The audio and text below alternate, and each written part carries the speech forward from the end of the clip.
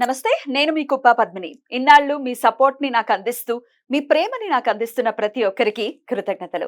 ఇప్పుడు చూడబోతున్న ఈ వీడియో కూడా ఖచ్చితంగా మీకు ఉపయోగపడుతుంది.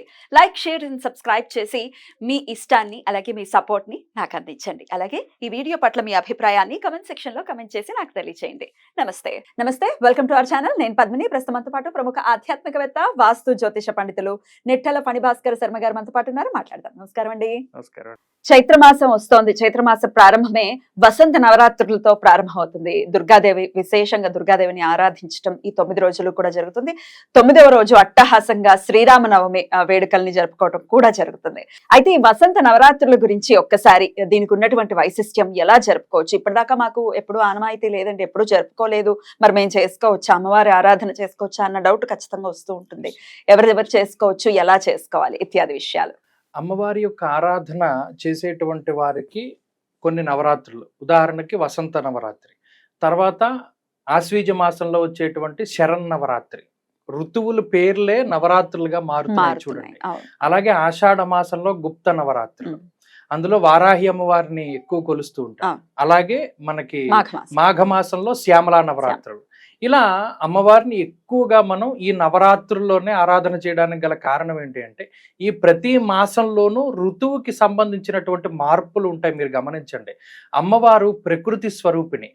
ఆ ప్రకృతి, మన పూర్వపు ఋషులు ఎంత గొప్ప విజ్ఞానము అంటే, ప్రకృతితోటి మనం ఎలా మమేకం అవ్వాలి అనేటువంటి దాన్నే ఈ వ్రతాలు, పూజలు, హోమాలుగా చేర్చి మన జీవితంలో భాగస్వామ్యం చేశారు. వాటిని ఈ వసంత ఋతువు అనేటువంటిది చైత్ర వైశాఖ మాసాలు ఉంటాయి. అందులో ఇవి రెండు కూడా ప్రకృతి అప్పుడు ఏమవుతుంది, కొత్తగా ఆకులు చిగురుస్తూ ఉండడము, అలాగే ఎక్కువగా పుష్పాలతోటి వాటితోటి శోభిల్లుతూ ఉండడం. ఇలా అయితే ఈ 9 రోజుల్లోనూ ఈ మార్పు ప్రకృతిలో ఎక్కువ గమనిస్తూ ఉంటాం. అలాగే శరత్కాలంలో వచ్చేటువంటి నవరాత్రుల్లో మరలా ప్రకృతిలో మార్పులు, మాఘమాసంలో చివర్లో శశర ఋతువు కాబట్టి అక్కడ ఆకులు రాలడం, అంటే ప్రకృతి పరిణామ క్రమాన్ని అంతటినీ కూడా అమ్మవారి యొక్క నవరాత్రుల రూపేణ వీళ్ళు గుప్తం చేసి ఉంచారు. ఇక్కడ మొట్టమొదటి మాసంలో, చైత్ర మాసంలో చెట్లు చిగురిస్తాయి. అలాగే శరత్కాలంలో అదే శరన్నవరాత్రులు కాబట్టి ఆ వృక్షాల తాలూకు మార్పులు అందులో కనబడుతూ ఉంటాయి. ఆషాఢ మాసం విపరీతమైనటువంటి ఎండలతోటి ఆకులు రాలు కాలము లేదా మాడిపోతూ ఉంటాయి. అలాగే చివరిదైనటువంటి మాఘమాసం శిశిర ఋతువులు ఆకులు రాలిపోతుంటాయి. అంటే చూడండి, 4 రకాలైనటువంటి పరిణామ క్రమాలని నవరాత్రుల్లో పెట్టి ప్రకృతి స్వరూపిణియే అమ్మవారు అనేటువంటి దాన్ని మన పూర్వపురుషులు చెప్తారు. అందుకనే మనం చాలా మంది ఏమనుకుంటాం, అమ్మవారిని మనం 9 రోజులు నవరాత్రులు చేయాలంటే ఫస్ట్ మన దృష్టి అంతా కూడా 9 రోజులు ఎలా చేయాలి, కలశం పెట్టాలా, ప్రసాదాలు చేయాలా, ఏ రోజున ఏ రూపంలో ఆరాధించాలి, ఇటు వెళ్ళిపోతాం. కానీ అంతర్లీనంగా ఉండేటువంటి విషయాలను మనం దృష్టిలో పెట్టుకోము. ఈ చైత్ర మాసంలో ఉండేటువంటి పూజాధికాల్లో ఎక్కువ చెట్లు కనబడుతూ ఉంటాయి అమ్మవారివి. అలాగే శరత్కాలంలో అమ్మవారి యొక్క ప్రతిరూపాలు పెడుతూ ఉంటారు. అలాగే గుప్త నవరాత్రుల్లో ఒక రకమైనటువంటి ఆరాధన, అలాగే శ్యామలా నవరాత్రులు ఒక రకమైనటువంటి ఆరాధన. అందులోనూ చైత్రము, వసంతము అనేటువంటి మాటలోనే చాలా శోభ కనబడుతూ ఉన్నది. ఈ మాసంలోనే మహానుభావుడైనటువంటి రాముని యొక్క జననం కూడా జరిగింది. రామ నవమి కూడా ఉంటుంది. అలాగే ఈ వసంత పంచమి అమ్మవారి యొక్క పుట్టినరోజు, సరస్వతీదేవి యొక్క పుట్టినరోజుగా కూడా చెప్తూ ఉంటారు. కాబట్టి వసంత నవరాత్రులు ఏం చేయాలండి అంటే, ఒకటి, ఈ వసంతంలో ఎక్కువగా వేప వృక్షాలకి పూజలు చేస్తూ ఉంటారు. అలాగే వేప వృక్షమే కొన్ని గ్రామాలకి గ్రామ దేవతగా కూడా ఉంటూ ఉంటారు. ఎవరైతే ఈ వసంత పంచమి చేయదలుచుకున్న వారు ఉన్నారో వారు చక్కగా అమ్మవారి యొక్క దేవాలయానికి వెళ్ళి, మరి ముఖ్యంగా గ్రామ దేవత యొక్క ఆలయానికి వెళ్ళి, చాలా మంది దేవతలు పాల్గొన మాసంలో పుట్టింటికి వస్తారు, వాళ్ళు తీసుకొస్తారు. అలాగే మరలా జనవరి నెలలో తీసుకొస్తారు. ఇలా తర్వాత చైత్రంలో ఉగాది తర్వాత ఉగాదికి తీసుకొస్తారు. ఇలాగా ఆయా దేవతల్ని అప్పుడు తీసుకొచ్చినప్పుడు ఒక శాస్త్రం ఏం చెప్పింది అంటే, మనకి అమ్మవారి ఊర్లో ఉన్న రోజుల్లో ఊరు పొలిమేర దాటకూడదు అంటారు.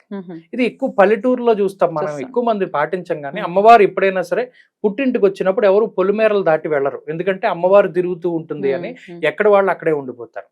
ఇవన్నీ ఎందుకు కట్టుబాట్లు పెట్టారు?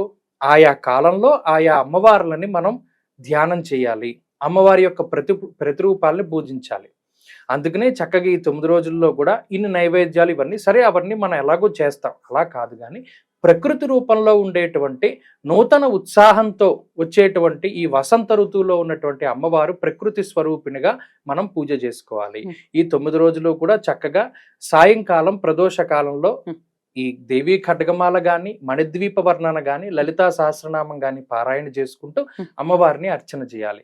అలాగే ఇందులో 5వ రోజు పంచమి తిథి కాబట్టి సరస్వతీ దేవి యొక్క ఆరాధన ఎక్కువగా చేయమన్నారు.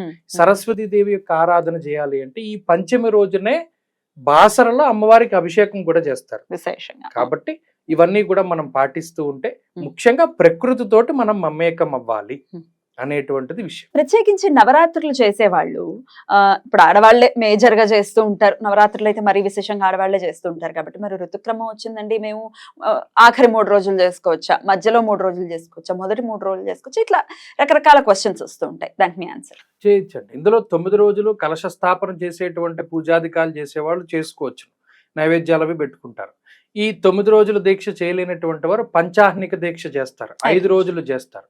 5 రోజులు చేయలేనటువంటి వారు త్రిరాత్ర వ్రతం అనేటువంటి దాన్ని ఆచరిస్తారు, సప్తమి అష్టమి నవమిలో చేస్తారు. అదైనా చేసి ఇవేమి చేయలేనటువంటి వారు ఏకరాత్ర దీక్ష చేస్తారు. అంటే నవమి తిథి రోజున అమ్మవారి యొక్క ఆరాధన చేసుకోవచ్చు. ఇలా ఎవరికి అవకాశం ఉన్నంత వరకు వారు అమ్మవారిని ఆరాధన చేసుకోవచ్చు. అప్పుడు విశేషంగా చేయాలి అంటే ఉగాది నుంచి మొదలై అటు నవమి వరకు అంటే శ్రీరామనవమి వరకు ఉంటుంది కాబట్టి ఒక్క రోజు అయితే ఇద్దరు ఉగాది రోజు, పంచమి లేదా నవమి అలా చేసుకోవచ్చు అండి. చేసుకోకూడదు. నేను అనేది ఒక్క రోజే అయితే ఒక్క రోజు చేసుకోవడానికి కూడా నవమే చేయాలి తప్పితే పంచమి చేస్తాము ఉగాది నాడు చేస్తామంటే కుదరదు. దానికి లెక్క ఉన్నది. ఆశ్వీజ మాసంలో అమ్మవారి యొక్క ఆరాధన చేసేటప్పుడు ఏ నియమావళి మనకి చెప్పబడి ఉన్నదో మిగతా నవరాత్రుల్లో కూడా అదే రకమైనటువంటి నియమావళి. అందులో అమ్మవారికి నవరాత్ర దీక్ష, పంచరాత్ర దీక్ష, పాంచాహ్నికం లేదా త్రిరాత్ర వ్రతం, సప్తమి అష్టమి నవమి, ఏకరాత్ర దీక్ష అంటే నవమే చేయాలి. తప్పితే మనకి ఇష్టం వచ్చిన ఓ రోజు చేస్తానంటే అది సాగదు, అది విరుద్ధం కుదరదు, చేయకూడదు. రైట్. అంటే మరి కుదరని పక్షంలో ఎలాగండి ఒక రోజు నవమి రోజున లాస్ట్ రోజున చేసుకోవాలి, అకార్డింగ్లీ ప్లాన్ చేసుకోవాలి. రైట్, అద్భుతం. అయితే ఇది సాయంత్రం మాటలు చేసుకునేటటువంటి పూజ అంటే ప్రదోషంలో చేసేటటువంటి పూజలు మాత్రమే. నవరాత్రులు అన్నప్పుడు ఉదయకాలంలో కూడా పూజాధికారులు చేయవచ్చును, చేయకూడదని కాదు. కానీ ప్రధానంగా అమ్మవారిని ఆరాధన చేసేటప్పుడు ఒక్కొక్క దేవతారాధనకి ఒక్కొక్క సమయం చెప్పబడింది కాబట్టి అమ్మవారిని రాత్రిపూట ఎక్కువగా ఆరాధన చేస్తారు కాబట్టి సాయంకాలం ప్రదోషంలోనే అమ్మవారి ఆరాధన ముఖ్యం. ఇప్పుడు మా ఊర్లో చల్లాలమ్మవారు ఉంటారు, ఆవిడ పుట్టింటికి తీసుకొచ్చినప్పుడు 40 పాలాలు తిరుగుతుంది. ఆవిడ పగలస్తమానం తిరగదు, రాత్రి పూట బయలుదేరి అర్ధరాత్రి దాన్ని ఏమంటారు పాగా వేసుకుంటూ ఎక్కడికక్కడ ఉంటూ ఆ పాలాలు 40 తిరిగి రాత్రి అంతా ఒక్కొక్క పాలను రోజు తిరిగి పొద్దున్న ఇంటికి వచ్చేస్తుంది. మీరు అంతెందుకు, కాళిదాసు అమ్మవారి గురించి స్తోత్రం చేసిన సందర్భం ఎలాగా, రాత్రి ఆమె వెళ్ళిపోయి తెల్లవారుజామున వస్తున్నప్పుడే కదా ఆయన తలుపు తీయకుండా కూర్చుంటాడు. అలాగే అమ్మవారైనా సరే రాత్రిపూటే తిరుగుతూ ఉంటుంది. ఎందుకంటే దుష్ట శక్తులు ప్రబలేటువంటి వేళ, అది నిషీధి సమయం. రాత్రి అనేటువంటిది రాక్షసులకి ఎక్కువగా బలాన్ని ఇచ్చేటువంటి సమయం. అందువల్ల అప్పుడు దేవతాశక్తులు రూపంలో అమ్మవారు చక్కగా తిరుగుతూ ఆ తేజోమయమైనటువంటి మూర్తి ఆ కాంతితోటి రాక్షస శక్తి మటుమాయం అయిపోతుంది. అందుకని ప్రజలకి అభయం ఇస్తూ అమ్మవారు రాత్రిపూట తిరుగుతూ ఉంటుంది. రాత్రిపూటే మన అమ్మవారిని ఆరాధన చేయాలి. అద్భుతం అండి. మరి ఇదివరకు ఎప్పుడు మాకు అలవాటు లేదండి, మేము చేసుకోవచ్చా, మా అత్తగారు చేయలేదు, వాళ్ళు వద్దంటున్నారు, ఇట్లా రకరకాల కారణాలు ఉంటాయి, చేసుకోవచ్చా? ఎగ్జాక్ట్లీ. ఎందుకంటే కొంతమందికి తులసి కూడా ఆనవాయితీ ఉండదు, తులసి చెట్టు కూడా ఆనవాయితీ ఉండదు, ఉంటే చాలా వాళ్ళు పెట్టుకోరు, వాళ్ళకి ఆనవాయితీ లేదు, వాళ్ళు పెట్టుకోరు. పుట్టకు వెళ్ళడం కొంతమందికి ఆనవాయితీ ఉండదు, వాళ్ళు వెళ్ళరు. అదేంటండి పుట్ట భగవత్ స్వరూపం కదా అంటే వాళ్ళు వెళ్ళరు, వాళ్ళు వెళ్ళకూడదు. అది అలా ఒక్కొక్కళ్ళకి ఒక్కొక్క ఆనవాయితీ. Right, okay. ఎనీవేస్, వసంత నవరాత్రులు ఎలా చేసుకోవచ్చు, అసలు ఏ విధానాల్లో ఉంటుంది అనేది చాలా అద్భుతంగా మాకు తెలియజేశారు. కృతజ్ఞతలండి. నమస్కారం.